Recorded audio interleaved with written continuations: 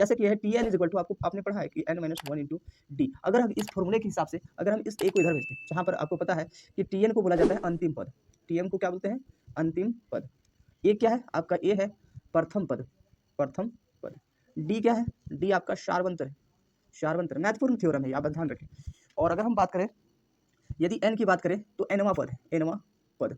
कितने पद है इसके अंतर्गत, ये बात करते हैं। अगर हम इसको बेसिक सॉल्यूशन करते हैं तो अगर हम इस टी एन ए को इधर भेजते हैं तो ये माइनस एन बराबर क्या हो जाएगा? टी एन माइनस ए बराबर N minus one D two D. ये डी इधर गुना में, तो अगर भाग मिलाते हैं तो हो जाता है टी एन माइनस ए बटे में कितना होता है? डी बराबर एन माइनस वन।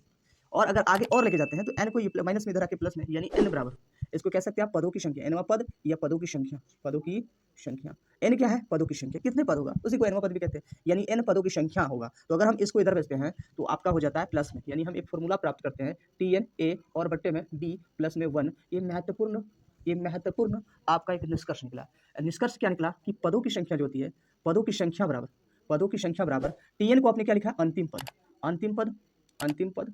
और इसमें माइनस कर देंगे प्रथम पद, प्रथम पद, और फिर बटे में शार्वंतर से अगर हम भाग लगा दें, शार्वंतर, और फिर प्लस वन कर दे तो टोटल पदों की संख्या ज्ञात की जा सकती है। यानी पदों की संख्या को ज्ञात करने का एक महत्वपूर्ण फॉर्मूला है। अगर आपको पूछे कि इसमें कितने पद है तो अंतिम पद में प्रथम पद को घटाएं और फिर उसके बीच के शार्वंतर से भाग लगा के एक जोड़ देने से आपको टोटल कितने पद उसमें है वो निकल जाएगा। यानी इसी थ्योरम से हमने एक महत्वपूर्ण निष्कर्ष निकाल दिया है। और आपने पढ़ा होगा एशन, यानी पदों का योग बराबर, पदों का योग, पदों का योग को कहते हैं एशन, पदों के योग को क्या कहते हैं? एशन। और एशन बराबर होता है N by two two A plus में N minus one into D कोष्टक क्लोज।